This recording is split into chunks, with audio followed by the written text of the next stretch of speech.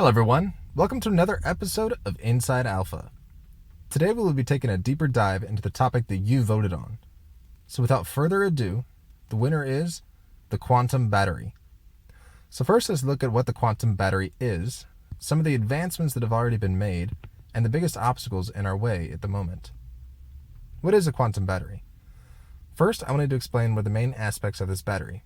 You may have heard of the term quantum entanglement before.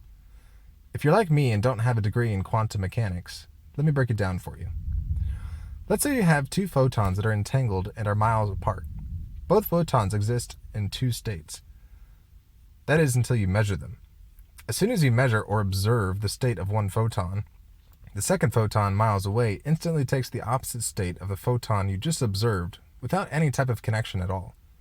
This is a very simplified explanation, and I could go on for hours explaining this. Spooky, right?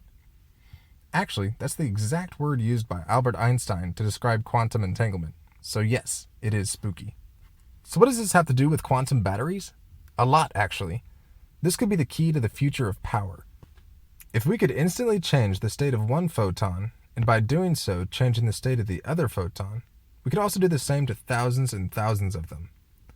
Now let's say we use entanglement while charging a few of them at a time. By doing so, we would also change the state and power level of all the others instantly. Now, how would this affect charging of the battery itself? For an example, let's say one quantum battery takes 1 hour to charge. If we now entangle a second battery, it would cut the charge time in half, because we are instantly changing twice as many particles. So let's take it a step further and entangle 10,000 batteries. That would make the charge time for the batteries almost a fraction of a second. We've already been able to achieve entanglement in many labs across the globe. So what are the major challenges for creating these batteries? Currently, these batteries work on a very small scale, almost undetectable. So our biggest challenge is being able to scale them up to something large enough to actually produce enough energy to power something. And we would also have to keep them all entangled properly the entire time, which would require extremely low temperatures and a controlled environment. Any changes at all could cause entanglement to, well, for lack of a better word, untangle. This is a very daunting feat.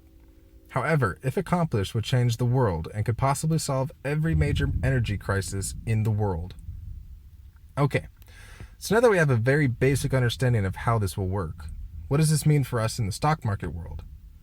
Wouldn't you love to own a few thousand shares of the company that finally breaks the barrier of quantum batteries?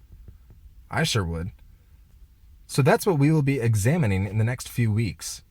Who's currently working on them? What universities are trying to build them? What companies are funding these universities and research labs?